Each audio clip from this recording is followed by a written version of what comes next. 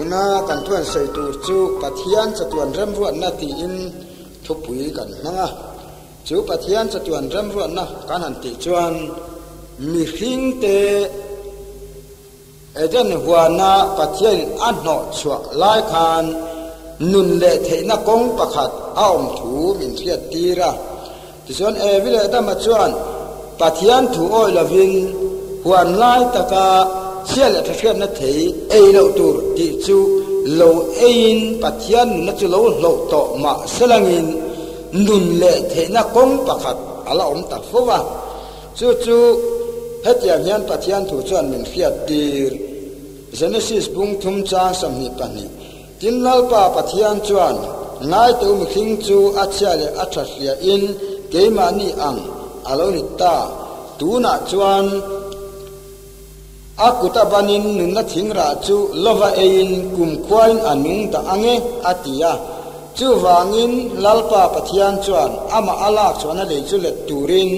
eden huana ta chu atir chuak ta a chu chuan mi hring chu anot chuak ta a tin nunna thing kong chu veng turin eden huan chak lampanga chuan cherup tele me khan dai virton zok chu aom tir ta boka hei Pathian thuina min fiat tira chuani chu changin Pathian laka tangin evila dama chuan nunna lo hloh to po lo ni selangin nunna theihrah chu lo ei man le ta ni selang chuan annung mai don ni in alanga chu tia wang chuan Pathianin nunna theihrah chu an ei palang tia lo wangin eden huana ta chu alo not chuak ta ania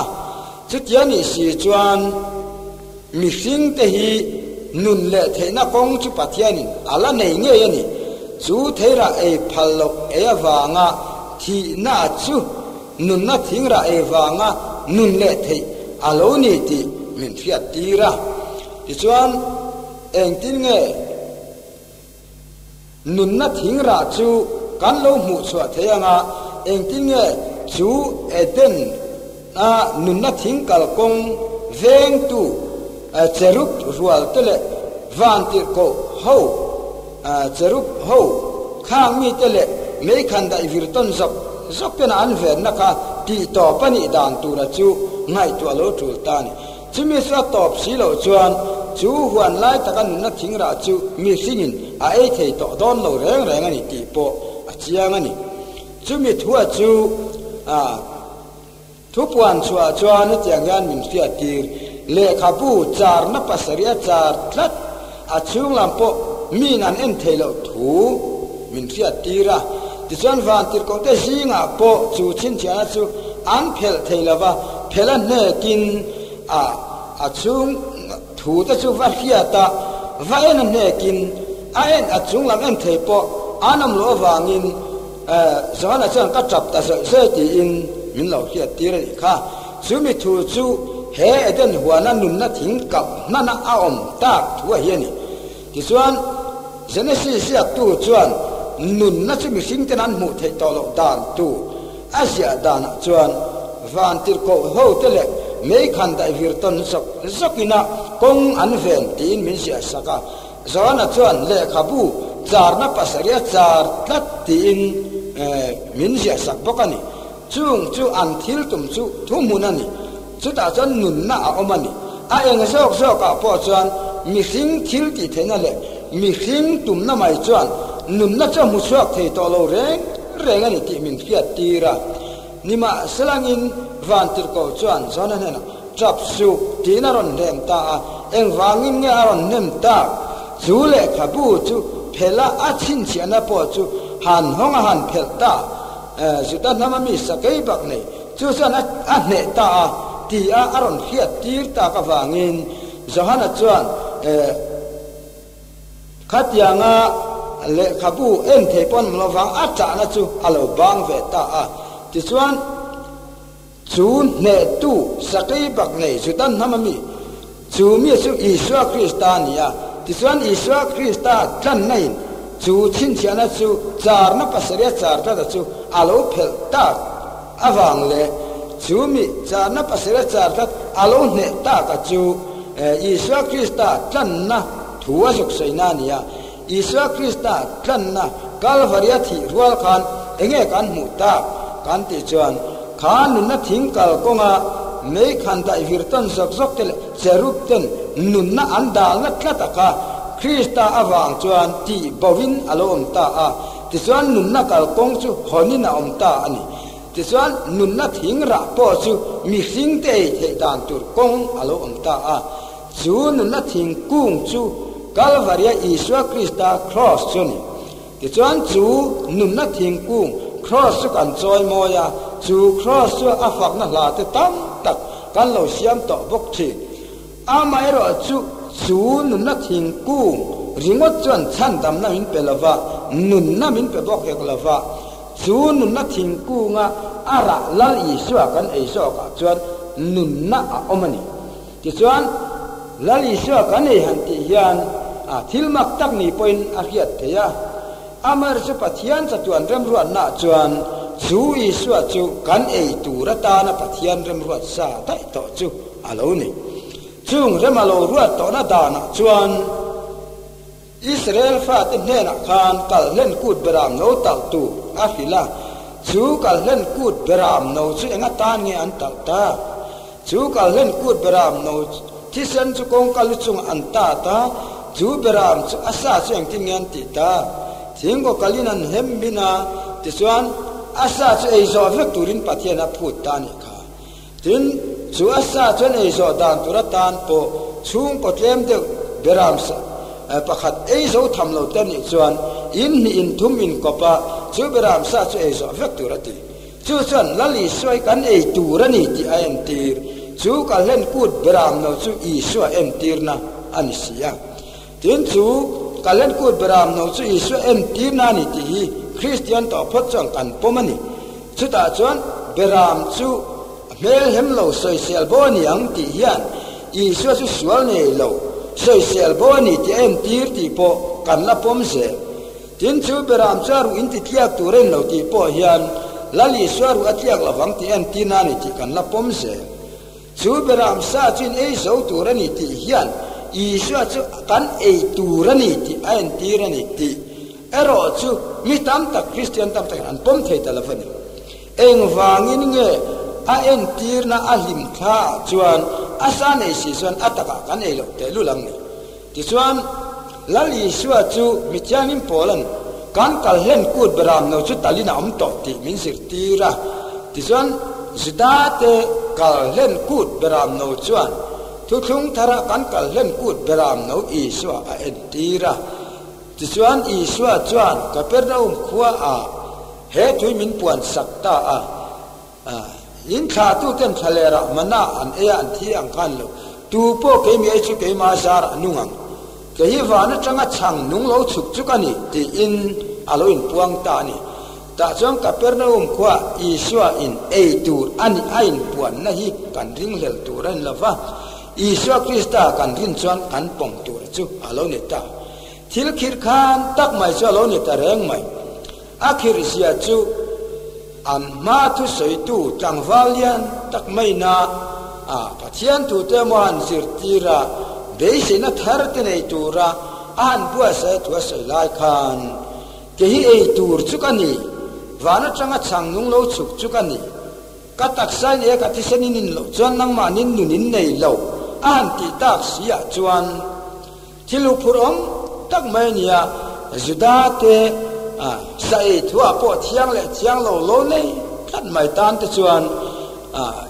an ma thu sei tu ei tur anga han in ngai chu thil ti chi ani lo wangin Isua zir tir te khan in tinyan ti kha azir tir singa mitam tak ten ne tiang yan anti hei thu khir takani tunge dong song theyang anti akhir le reng mai amai rasi Pathian Remruatna in mat mai le ringam tu de tan ro chuan pom mai chu ahar chuang lo Abraham ne na po tar chia ani to nuwa in puisarin fa pa hin sakang che ati kha thil khir khan tapon islanin apom mai the thogani chutiang ang chuan Pathian arin na hat tu Kristarin na hat tu te chau lo chuan chu thu chu han pom chi ani ta lo reng mai ti chuan asir tir te tam tak chuan chu thu chuan pom thelo awangin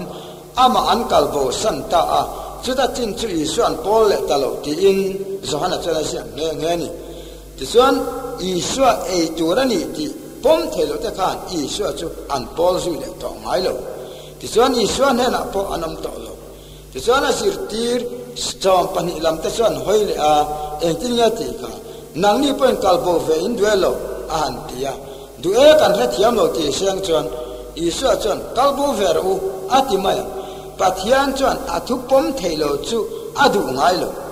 athupom ngamte athupom theite chau hi pathian adu chinani Israel fa te ai kupta rama chang lo chua kanan raman fa en tha po khan nam som le nam ni ayo ten kanan raman fa en tha ka an lo kir le mi puite na na chuan soi chuan kanan rama chon lut thei sia sang kan ni lo ke ni chuan mani la ka chon khaw ko pang chau kan ni ti in nam som ayo ten thuan soi kha mi hing lam thua chuan thu di kan ni chutia wang chuan mi puiten chu thu chuan pom ta so ka Joshua kaleba te chuan chu thu chu an pom dan ani velova kan lut yang ti an ring hep tlata ti chuan pathiani enga seita Israel mi ten na chuan kami ai kupta rama tra ka hoi chu teu tu ma kanan in lut lawang pui king sa lo piang to re na chu in thal be chang lo chuak te chau kanan an lut tam chu Joshua kaleba chuan hoi lut tam chu pathian thu chuan dan Israel mi a pathin lirpo nuairu ayatam ani lai khan mi ang san ngen ni tong nu na tin chan tam takan ni tong ma selangin ai kupta rama changa puiting salo chu ara na chuan pathian thu chan pom lawa kanan ram chin lua turani tia pathian lo tiam to chu kanan mi te ro puisan wa riata anni engma lo ni si refusal lo tlan chok mai nian ni su cho kanan ram sar khan ne turin kan thing lawani ti kha mi hing lam chau ngai tu chan chan adikani ma se pathian lam ngai tu te ro chuan chu thuti ka an pom lawa hei kan tha tu te ne na polal pan lo tiam to ramania he rami kan ta turin kan ne ang ti tu Joshua kaleba chu pathian pom ta ti chuan mi nuai tam tak te sia khan mi pani chau chu pathian thangani Jawan kan tama wang pathian min ran don chong athu pom thelo chu adu chong lovani chutian ni si chuan Lal Isua ka taksa ei tur takania katisani in tur takani ka taksa ni katisani nin lo chuan nangmahniah nun in nei lo ati hi min an pom thelo chuan Isuan akangai dam thawang chu ati chong lovang chawang chuan asir tir som la pani te chuan hetian an chang ta so ti chuan piteran anena lalpa khoi nga kan tan do wang inhena chatuan na chu amalo atia ti chuan Isua thu chu hial lavin an poma ti chuan Isua hena chanan cheng sui ta ani ole chu Lal Isua chu apan ti te le kha ka amal pis te han le kha ka khatyanga ei turani chuan au phur omreng amara chu Isua chu remruat tu ania remlal pathian chakania chu pathian chak remruat tu chuan olsam taka ama kan ei dan tur chu athil ti theinen atina a remruat na le rem khet na point akin bokani ti chuan pathian la ka thokan cher zelin Lal Isua chuan ti hana se ka thil tor main kal len ku cho ei pui chu ka chak em ani ti in asir ti tena cha puang ta a eng wangin nge chu kal len ku cho ei pui chu acha kum danga pon loi ei ho photo china Israel te sang kum tin kal len ku cho an ei chin te kan ria ti chuan kal len ku cho ei pui tura chumi chuma Lal Isua achak na chuan thil pakhat tum lok alo nei ta a chu eden huana nunna thingrah mi hing te ei thelo kha ei theya hon na zan tu bua sai na zan tu ani te ra chianga ka pernaum khwa vana changa chhangnung lo chu Isua chu anei the dan tura Remruatna chu hiat tira tum zana nia ti chuan Israel ten pui thu taka kum kum sang kha le za ni lai kal len kut beramno sa an lo e china kha a entir na chawania atakan lai phak lova atak Lal Isua taksa le thisen te e theya in theya siam na zan turanya avangin Lal Isua hian hemitum hian kal len kut cho ai pui so ka chak em ani ati ti om rem aloni atum na chu min a hiat thiam ma chuan kal len kut cho chu kum tina dan pa ngai ai chin mai nia han chak em khan tu ani ha ta chuan Lal Isua na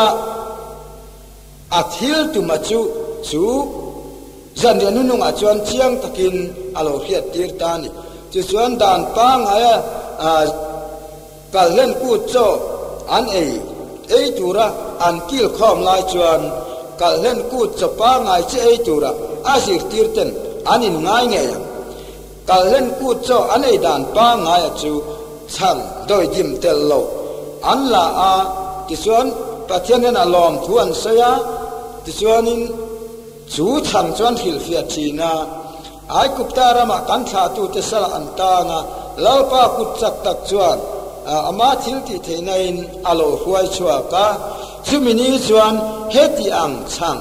doi dim tel lo hi an ei china ni chumi khia reng na chuan ye hei laulai ro tin an ho tu ber khan sia chuta chuan lom takin chu chang chu an ei china ni chumian ei so po chuan wain nova khat chu an la a malan soma an trong traya Pathian lom thu an soya ti chuan nim thil kha an juk sor boka ti chuan chu thil kha chu a thei ei thei tiang ka ei thei lo ti ten lo soi ser chin ni ma selangin chumi wain chu engen yen thil fial a ai kupta raman tan lai khan an tan thil thum le thil tha tam lava thil tuite poyan tan thil kha ani china ni chu suan tan tha tu te huai chona hriar rena ni he wain hi kan tha tu te ai kupta ramata lal pana huai chona hriar rena ni laula in rowan ti nuwa chon lom takin an in china ni chutian i si chuan khamizan po khan Isua sirti te chuan Isuan changala ka mal ahan som lai khan chu chang chu nge ni ti aron fil fia dan tur chu chan dan an lo nei sa nge yang chu chang chu Lal Isua na ron lek chu huna chuan hei hi ai kupta rama kan tha tu te sal tang lal pana huai chuan ni a khan het yang chang hian ei china chumi khia reng na chuan ni aron ti an rin lain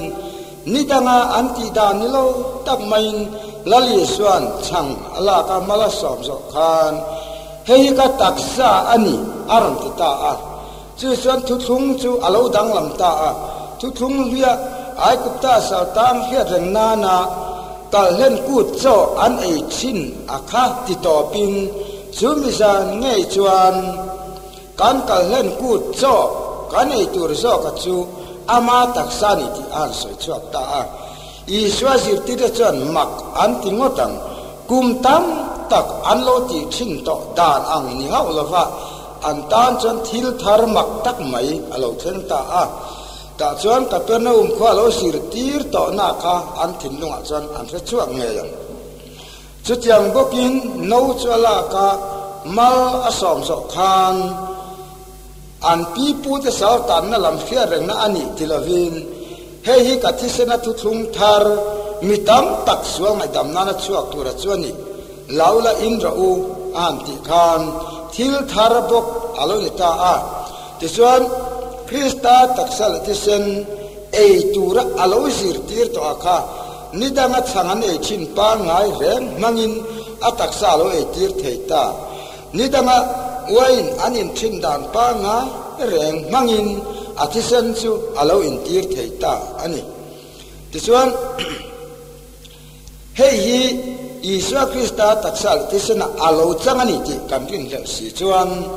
Isua chu kan ring kan tingam don emmi tichuan keini mitam takina kan lo mai tu dan thina chuan aban ti mo han le thla ka ape kan ni lo wang khan tam takin an ring hlel thin ani chu tiang kher chau chuan Isua hian taksa min ei tir theilova ti chuan keimani taksa kan le thlat chuan he ka taksa ni tila kan ti thei thova amar chu Isua chu keini ai thil ti thei zo kan ya wangin aban tiemo amal puemo ataksa mo hlep kha chuang lovin ataksa chu asiama ataksa chu a ei tir thei ta ti chuan mi hring dang te a thil ti theina po chu chuan alam chiam tir ta ti chuan kan kal len kut beramno talalo omta chu kan eile kan in Krista taksa thisen chu kan eile kan in thei turin lalpan min lo bua sak ta ani ti chuan Isuan kan aya oni ti hi mit kan soi thina Isuan kan aya o awanga Pathian nena in rem kan nia ti chuan zahana chuan hetiang hian min sirtir ani chu kan sual te thu pha choina ni keimani sual chang ni lovin khovel pumpui sual thu pha choina po ani ati ti chuan sual thu pha choina chenge ni sual thu pha choina chu mi in tu poyamo alo khoi to nuwa khan chu apoi khoi saka chu ti lom le na turina mo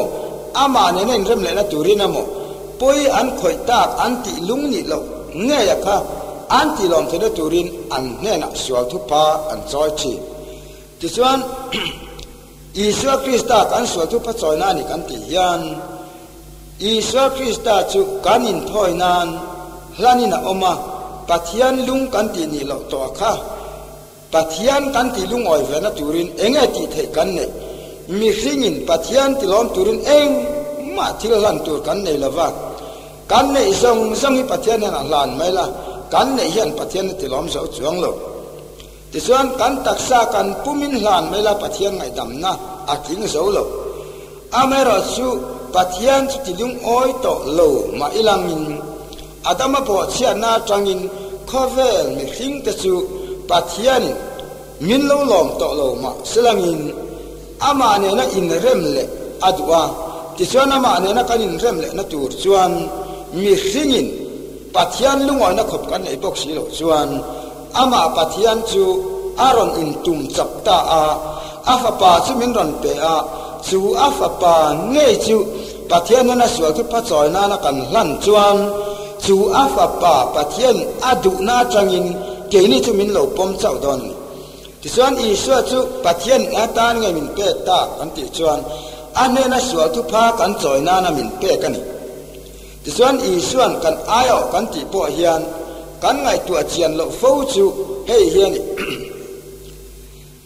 san hetin ro rel na ma Isuan kan aya o thiama chang lo pilata ro rel na ma kan aya o ta po chuan thiama chang lo ti in mitam takinan soi thi chu kan aya o na mun lo ni ta selangin ani lo le khoilai ko tai mo ke ni chu ding thelon kan aya ukil tio mo lo ruai taila kan ukil khan thiam lo chang ta se ke ni thiam kan changani kan te thelo kan aya o in thiam lo chan miao si chuan ke ni point thiam lo kan chang nga ya ti chuan Isua hian san hebrin ro le na ma emo pilata ro le na ma emo mai hian kan aya o ani lova ti chuan khoya nge kan aya o ta ama nge in zandi anununga asoi tak ka hei ka taksa in aya pek tur chuan ya tiani ti chuan enga tan nya taksa chu min siam sak ke ni Pathian na in hlan tla kan ni silava kan aya thil hlan khovel to thenga kan aya thil hlan Krista chu kan nei sel thina turin ama kan lal pai su chuan ataksa achan tira ti chuan kan ai o turin alo siam tani ani lo le khoi ange kan aya na mun chu lo ti le tai lang Isuan kan aya na chu Pathian thin lung lama ania Pathian thin lunga ting to lo te Pathian adu tak lo te kan nia chewan Pathian kan ti lom le thena turin ama Pathian ngei afa pamal ne chun chu khovel aron tir ta chu Isua Krista chuan pa ma kan aya thena tur chuan kan thil hlana lo tang ta ni ti chuan he Iukarist antia susulom thu soina tinania kami zan kan lal pai suwa chuan Pathian na lom thu asaya changa pheleng ti kan khia chuwang chuan minga Iukarist ti in kan sei chi chu lom thu soina tan chuan enge ngai ta ani lo le Pathian na kan lom thu soina chu enge ni ama Isua Krista chu kan lom thu soina ani ti chuan Isua Krista nge chu kan ai o tu alo ni ta ka wangin pa chu kan la ka lung oi ta a su Isua Krista fel na le thiang lim na sok chu rin chanin kan ai o in Pathian ti lom to miau chuan ke ni aya o sakte heng hian Pathian kan ti lom ve thei ta a ti chuan sual thu pa choina na kan thil hlan Krista taksa le thisen khovel to thenga kanin thoina tura Lal Isua aron bua se chu kan lo chan thei ta ka wangin Pathian an ingremin kan lo om thei chi na ni ti chuan mi tu po hian mi poi lo khoi ta sila an poi khoi na chu hian lema silangin an poi khoi na te lom na khop an thinlung ti dam na khopa min swa tu pha soi phot chuan poi an khoi sakale a khoi tu chu anin rem ngei turani tuna min kan in te hal ta silangin kan in te min hal sak ma sila kan chunga lo sual ma silangin kan in aya huzok tai kan in angle sobe mo sakle thena tura mo chu tiang tin le thena tur poisa churon keng ta silangin chumi chon kan hena sual tu pharon choi sela ngai dam theilo mi khing kan am lawang keini mi sual te maina chutia kan poi khoi tu te an sual thu pa choi na hlut dana tang ngai dam thei kan ni chuan Pathian thiang lim le Pathian Chatuan ama du em afapa Isua chu kan sual thu pa choi na min pek ta ka wangin chu Isua nge ya Pathian na sual thu pa kan choi chuan ama Pathian kan in rem nge yang ti kan ring tat tani tin hemi Iukarist kan ti communion ti te pen kan soi chi chu mal som sacrament achu Isuan Asia makha kami zan kan apostol tenan eso to tu nami hi Krista taksa lan sel don mi ti in ngai dan alo chuak le te ya chu apostol te thi to nu ai mo apostol tenan eso to tia ngai dan kan suk ne lai kan Pathian thu kan na tu chiang lo ti na lo ni le ti chuan apostol te ne na apek su an eso ngai mai Mahse Isua enge hlan tel ataksa tisena siam mai ani lafa chu tianga siam ve ser tur chuan thu nei na hlana hei hi min serengin ron ti thinang cheu ti in acha ta ti chuan Isua Krista chu kan ria reng the na turin kan ne na a om sel angaya kan ne na local sel angaya chu kan ne na minom pui reng na le chu kan ne na local to na ti thar sel tu ra tan chuan he mal sob saramen hi Krista chuan min lo siam sakta ni ti chuan mi chiang him pola poin he mi thu hi he tiang hian min sir tir ve ni korin mi te na ale kathon pakhat na he tiang hian min khia tir kathuril chon cheu kha Pathian na ta ka hman asin Katialal pai suwa chuan man tira om zana changala ka lom thua sei so a phela hei ka taksa in aya pek tur achu ani mi khia reng na nei hi ti thin ro ati kha chutiang puka zan re ei so a no po chu ala ka he no hi ka thisena thuthlung thar chu ani ini na piangin min khia reng nan hei ti thin ro ati kha chu chang chu in eya no chu in na piangin alo kalle ma lo zong lal pa thi na chu in entir thin ani si a ti in pola chuan korin mi te na alo fil fia to ani lo le mi changin pola chu he mi Lal Isua zan nununga bua se la hian atel ve em ni mi changin pola chu heti la hian atel ve haulova Isua thi nu da ya po Christian te ti du da tu ani thu kan ria a chu chani si chuan he mi thu hi eng wangin nge ka thu hil chon chau kha Pathian na ta ka hu asin ati the kan ti chuan Isua Krista kha apostol ten a hil ang bokin mi changin pola chu Isua chuan ala hiat non tir ve ani ti he hian min hiat chian tir mani ole hemi hi ngai dan pakhat lo chuak thei chu chang chu in aya no chu in apiangin alo kal le ma lo zong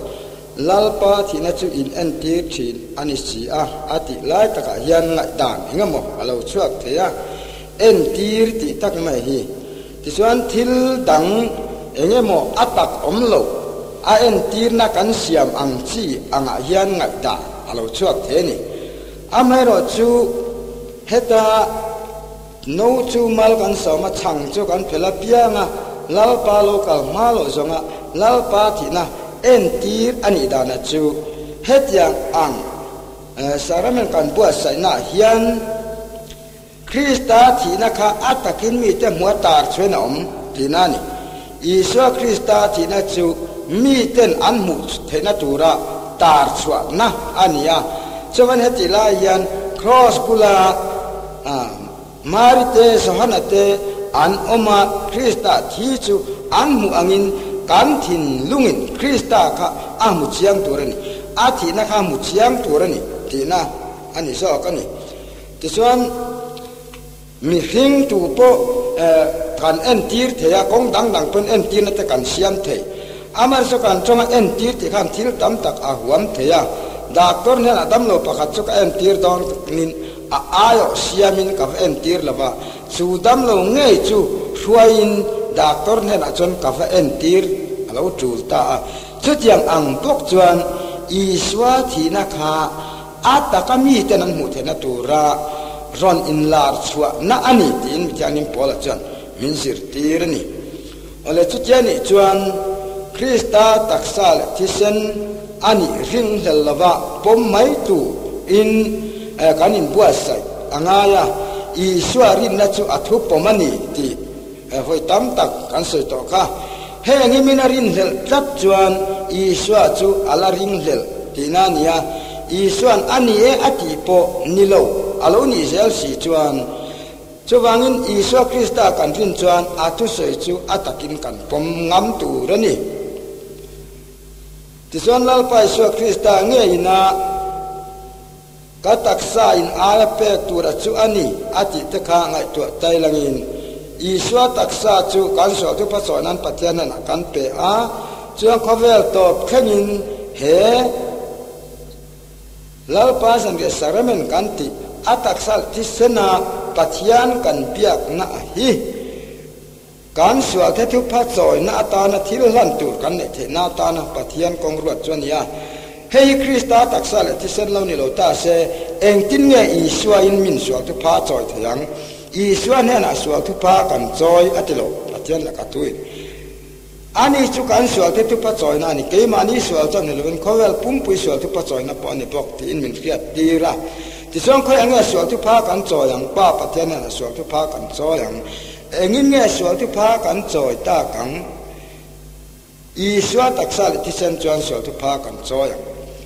Israel ten Pathian na sual thu pa an choi na ta na ngai dam dil na tan anin thoi na chu beramno an hlan chin kan tiang khan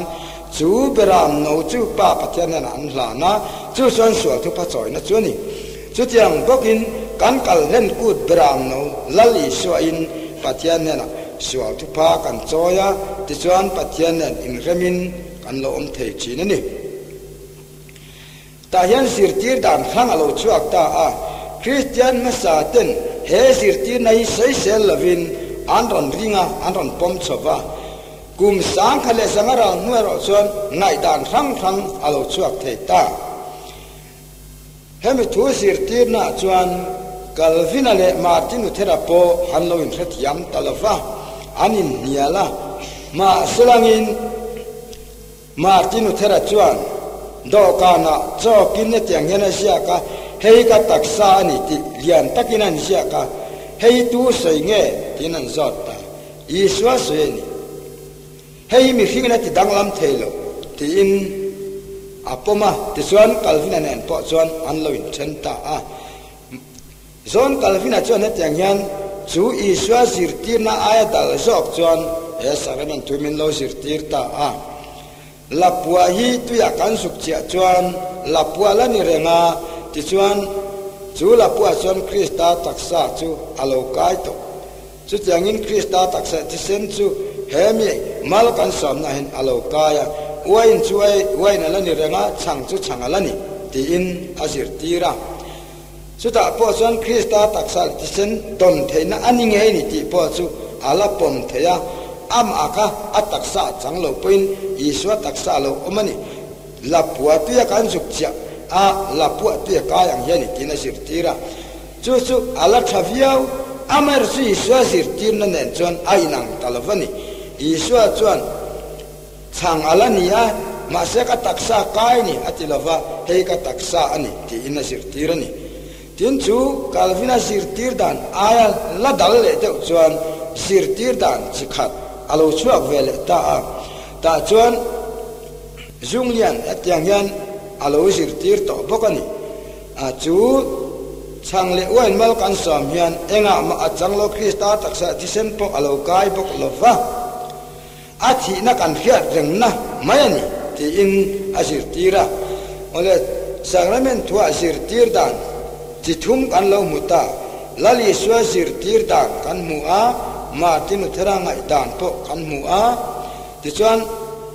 kalvina sirtir dan te kan mua zunglia sirtir dan te kan mua ti chuan Lal Isua sirtina de Martin uthera sirtina chu alain nai le thur khata kalang pon lo da doni langin chuan thur ni dangla om le chu zuk chut le taila ani lo le heng ngai dan le sirtir dan ni Christian masate khan alo om to em heng ngai dan ni khwe changa kan don nge kan ti chuan kum sang khale zangaral nuwa kan an pui mi hring ve bok tena an khil fiana an ngai da ania ti chuan Pathian sirtin ain mi hring sirtin na chu kan pom mai don am ni ang mi hring sirtin na chu Pathian thuangin kan pom turan lova ama Isua Krista sirtin na thuka him le chiang am theilova ti chuan asirtin na chu pom turin ama ngein asirtir te acha na thu kan sai photo ka ama Isuan thu ka pek song song a piang chu pom turin sirtir ati sei danglam turin amo kong dang hil fia koi turin amo thuwa cha lova apostol ten hena thu a pek kha midang te pom tir tura sirtir turin atir mai so kania chutian isi chuan Isua taksa le thisen ani ti kanrin hel chung song chuan Krista sirtina chuan kanrin om lovani lalpa Isuan mi tu po mi te ma min chan tu chu ka pal le van tir ko te ma ka chananga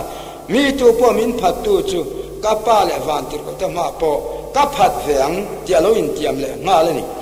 chutian isi chuan Isua seidan ang lova kan lo sei ve a kan lo rin ve tlat chuan Isua chu kan phatani min ani anti hi ani lo ti tu chu alama chang ani theilavani ti chuan Isua lama kan chan don chuan ani ati hi ani ti pui tu kan ni turani a ti chuan Isua lama kan chang ani ti kan lo thei chau don ani tuna ko tai mo po thu lo sei tai la hei ka ta ani ti kan sei la ya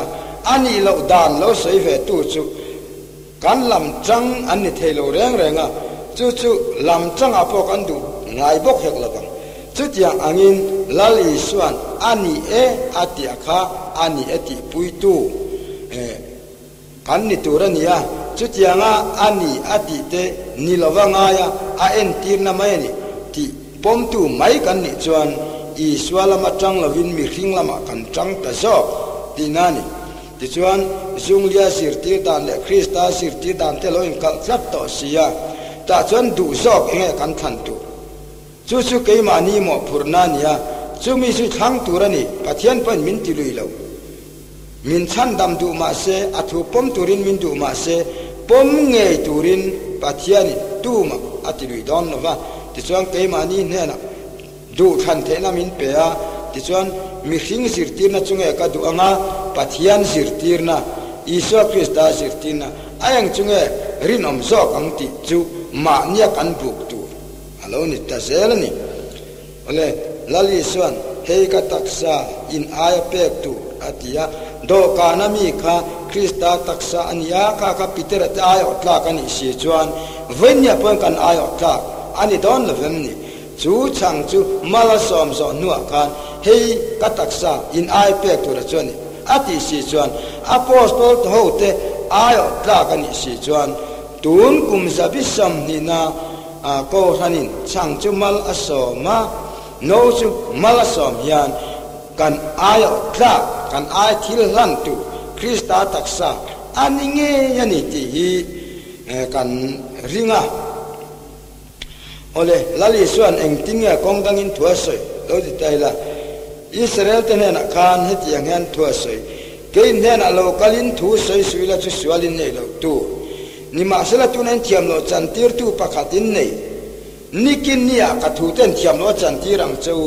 อินเขียตาอินอ้อยดูเราอวางินอัดยันนี่ที่ส่วนตูนกุมสับิสมนี่นามีแต่ปอยยันการเขียตาการอ้อยดูเราจวนจูอีสวะทูเงยจวนนี่กินเนี่ยเทียมเรามินจันทิร์เงยดอนนี่เจ้าวางินนี่กินเนี่ยคริสตาทูอินเทียมเรามินจันทิร์เรานาตูรินคริสตาทัวฟางนุนกันในสองตูรินคริสตาทูสิรตินาปมตูนิตูรินกันอินซอยตูรนี่ลาลไปสวคริสตาสิรตินาอ่างอมโลฟาคุมจวนจุมิจวนปัทยานันเอโลอาทิอังมีค่ะกันโลนี่เล่าตาอังติจวนลาลปาอินเจียงตะกามินสิรติร์ต่อจูริงเลลวินอีปมมายังอูอายเอโมเอ็นทีร์นะโมเอยหุ่นต่อลาวาตูนมาอิสราเอลเตไอกุปตาสลามโลชัวบีซีสังขเลสักนี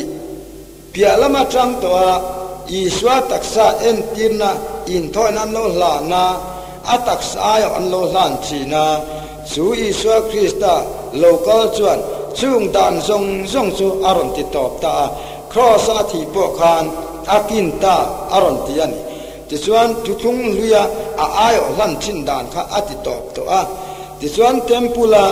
ปวนสารพอสูฮัลโหลเฟร์ตามุนที่ยังลิมเบอร์ได้แต่นับปวนสารจูอีสวะที่กันเองวางินเงเทกันติส่วนอีสวะตักษาอายหลันจูลตัวลาวาอีสวะตักษาเอ็นตินะหลันจูลตัวลาวาจุงอังทิลจุปะเทียนอาปมตัวลาวานี่อัตักคริสตาที่น่าจะเราเห็นตากวางินอายอเลเอ็นทีนะลานต่อเราตูรินทุกทุงลุยเบียกดันจูอาติตอบตาจุดอย่างอาตอบต่อนัวเทมปุลปวนสักโลเทอร์ต่อนัวอายอละลันตุมตัดเตโมเอ็นทีนะละลันตุมตัดเตโมกันนี่จวนปัทยันทุสุกันติฟูลฟังที่นว่าอิสุคริสตาเงียนเฮ้ยกัติสนาทุกทุงทาร์จวนี่อาทิยาที่ส่วนทุกทุงทาร์จวเงี้ยนี่ตัวนักการสวยลายเมียกะเฮียนี่ลาลิส่วนทุกทุงทาร์ติจูดอกานะอันดาอันกิลเบียลเทียวะค่ะลาลิส่วนเฮ้ยกัติสนาทุกทุงทาร์มิตังตักสวงดามนานาชวกทุกทุนนัจวนี่อาทินี่จวนอิสวะที่เซนทุกทุนนัจูนวะคานดามาลสวมาลอมคานนี่จวนจวนเฮทิลฮิรินนั่นเองลวินลาลิสวาคริสตาสิตินัจูปมทัดตูรินกันที่สวยงามขัดตูส่งเตอธิตักเอวินกันซ้อมจัวแห่งฮีโปดานมายาอินหัดลวินกันตีดานเนี่ยนั่นอังลเวที่ไม่ลวินเกนีที่ดานลำไปละมีขิงไงดานลำไปละมินทันตูกันตานาเทียทโลอังเงยขาดมินสิรตินานี่ฟังอินกันปมไม่ชอบตัวนี่ที่ส่วน Lal Isua ringa piang in Chatuan nan yang kan ti chin ang khan Lal Isua kan rin na chu athu kan pom na ani si chuan heng te ring lel haulo pom tu chuan Lal pai Isua chu aring nge ni ti kan lo kha fia thei ta selani ole tiangin kong dang le in than khat chuan an ngai tua chuan apostol te thi nuami chu atak ni theilawa rin na an nei that chi ni thil poi takania ti chuan apostol te dam chunga tan chap ani lova khovel om chung zonga tan ani mi changim pola nge in alo kal le ma lo chuan chang mal soma no chumal soma krista taksal tisena chantir chin tur ani sia chu korin mi te na po chiang takin min khil to ka chawangin he thili apostol te dam chunga top le mai tur ni lavin khovel to thengin alo kal le ma lo chuan kan ti thar zel turani ti pola chuan alo zir tir to a ti chuan krista taksa thisen nge mang chavin nak tu ka lo piang le tur point nak kuma lo piang le tur point khovel om chung sanga mi khing lo piang song te hian Isua chewa swa tu pa kan choi anga ya wangin Isua chu atia to van alona kan mu thei talo amara chu Isua chewa swa tu pa choi tu kan ni sel sia wang kan alo kal le malo soma ti thar sel tu kan lo ni nge yani eng wange Isua kher khera swa tu pa kan choi am kan ti chuan Pathian lung kan ti oilo naka aliana Adama bo chian na chuan Pathian fa ni na lo ti lum to a chawang chuan Pathian ti lungoi le turin mi hringin hlan tur nei lo chawangin Lal pai Isua Krista nge pai na lom em Jordan le baptism a chan lai puwa he ka fa padu tak a chunga kalom em chu ani ati khami ngei khan kan nau sen te po hian sual tu pan la choi turania lo la piang le pani Isua selin sual tu pa an choi tur ani si chuan Lal Isua Remruatna alo fingin alo man tlak em khovel om chung zonga thil om tur khovel le lung om chung zonga sang le wen te mi hring te man tura om chi chumi manga ataksa alo chantira thisen alo chantira chuan Isua chavin suak tu pa kan choi zel thei ani ti hei yan min riat chiam tirani hei hi Krista taksa le thisena achan silo chuan Isua in suak tu pa kan choi thei lovanga Isua in Pathian an in ramna turin kan in hlan thei lovanga athi na thon thu kan hringot tanga athi na thon thu kan khiat na maya tok silava atak nge chu mi hringin anron man zel thei ka angai sia chu wang chuan ani Lal Isua hemi thu zanre nununga a taksa thisen chantina thuneina apostol tenena alo han ta ka chuni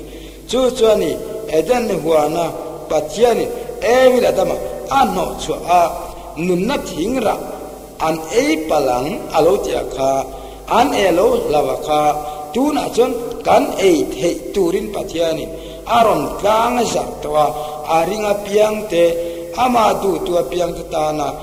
ama chun na thingkung thingra nge chu kan ei the na tur kong kalvaria Lal Isua chuan min lo hon sakta ni chu min nuwa poa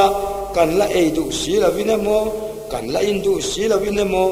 ani lo le lo du ponila he Krista taksa tisena chan silo chuan adu tan po ei then lova adu tan po in then don box silava chu wangin adu apiang ten kan ei theinan adu apiang in kan in thena turin Lal pai Isua Kristan he san te nununga hian ataksa tisen chu siamin ei thein min lo bua sai sakta a ti chuan he ta Pathian Thuthlung apo chu kan lo muta Thuthlung ria chuan enge ni kan ti ka Thuthlung ria chuan he tiang hian in ei chuan in thinge yang te ni Thuthlung masa chu evil adama ne na Pathian Thuthlung chu in ei chuan in thi yang te nia chimiron sut chuan Lal Isua chuan Thuthlung Thar min ron siam sakta in ei chuan in nungang tialo ni ve thung tan a in let ta lawa mana chuan eyat hi turani mi hing te chu in ei vai chuan in thiang tin pathian ei lo tu abua saya tu na ero chuan in ei chuan in nungang tin ei tu min bua sa sakani ti hi kan riat poim ani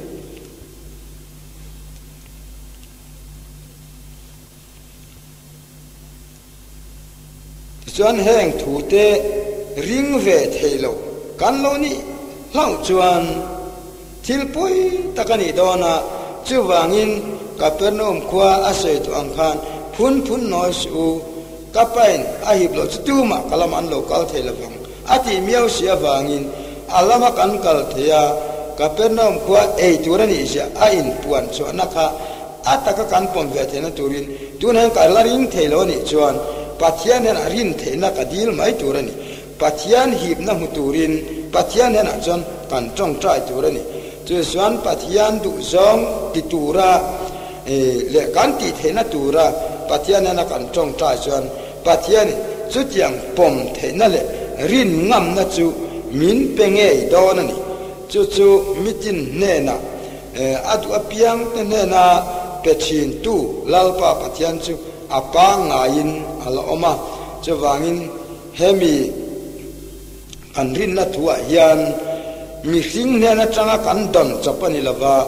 tu te thuro chia changa ma kan rin ani lava mi zong ta na thi Kristan ngeina min sirti na ni awa hian rin hal nam lovin mitin pom turin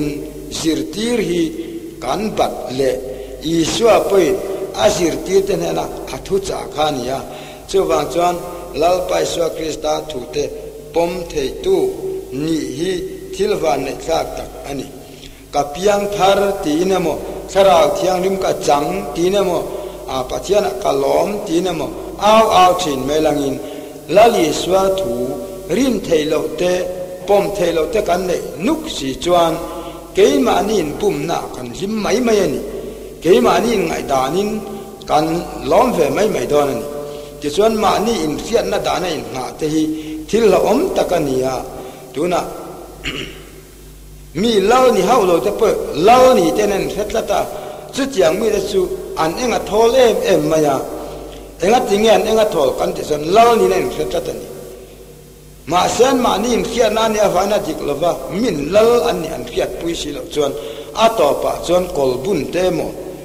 ripat hak temo min an lo hloh mai chi chuwangin kan rin na te kha khoya tanga kan chhar nge ni a keima ni rin dan mai in hat kan ni chuan chu tiang ang mi a ang mai chu kan ni don ani chu Lal Isua poina zirtirani mitin ka thu khia zom si lo chu mi a chia vai bu chungai sa tunan chon te kinani alo ti to kha ti chuan heng thil Lal Isua na min zirtir dan pom lova keima ni ngai da keima ni hiat dana kanin ha chuan thil dik lo takanianga tunan chan dam ni mi ain fia ani theye amaro chu ama in fiat na mai ni chuan engtinga chu sa dik theyang piang thar ni te nen fiat ni theye ama in fiat na mai chuan chu engtinga dik theyang ama in fiat na lam ni lovin Pathian min fiat na lama so khan ani turania kan pian thar na te Pathian chan dam na kan mu na te po chu Pathian sirti na lama tangin ani turani tisuan hei Pathian le khatua kan lo mu to kan Lal Isua lo pian po khan van tir ko khan in tin nge an ron ti khang le chunga lom mi hing ten han rem thu leng ro se tin an ron tang awa tisuan churem thu lo leng tura che nge ni lo ti le tai la ke ni mi hing te kan in rem lo awangin in kom nge to turin min ti na ringot ani lo mi hing le Pathian kan in rem lo awang so khan mi hing le Pathian in rem na chu Krista changa lo piang turania chu thu chu van tir ko te point na ron tlang a puyani he mi hing in rem na ringot hi ani lo sia chu ama kan Lal Isua nge point min sir tiran khovela hen rem len tir tura lo kal kan ring su do len tir tura lo kal kan so ati le chunga lo me mi hing ten han rem thu le ro se anti na rama nge po voin khangin in do na le buai na ala ta zelani chu ten chuan van tir ko te thuron sei chu a hloh cham ta em ni ang lo ti tai la an thil tu ma kha enge ni ti kan ngai tu a tu zo kan ni ti chuan ama Isua le van tir ko te po kha anin kal tlat ni te pon arkiat the ya le chunga lom em ring ten hen rem thu le ro sen ron ti lain chu Isuan thoron sei ve the nuwa chuan do len tir tu ra lo kal kan ni ati si chuan eti rem len tir tu ra lo kal kan ni lo ati tlat ti chuan rem thu leng tu ra chu ke ni mi ring le Pathian in rem na thu a hian ni ti chuan mi ring le Pathian in rem na chu Krista a in ngat tlata ti chuan mi ring le Pathian in rem na chu kan soi to ang khan mi ring ten Pathian poi khoi eng ang maila Pathian chu lo ti lung ni lo to maila mi swala min lo chiar to ma selangin afapa Isua Krista nge ya sual thu pa choi the na hun min hon saka chu Isua nge ya sual thu pa kan choi chuan ama Pathian in remin kan oma chu thil hlan Krista taksa thisen inthawina Calvary thil hlan tang nge khan mi hring le Pathian chu kan in rem ta chu wang chuan van tir ko ten le chunga alom mi hring ten na rem thu leng ro se ti in anon seya ti chuan rem thu chu nge ni ta Isua Krista inthawina na kan manawang kan in rem na thu hian nia chawangin hemal sam sacrament kan sei mi hring le Pathian in rem na ania chu thu chu ram tinatlang a pui turin Lal Isua Krista poin ami te chu atirani hi ilo henon chawang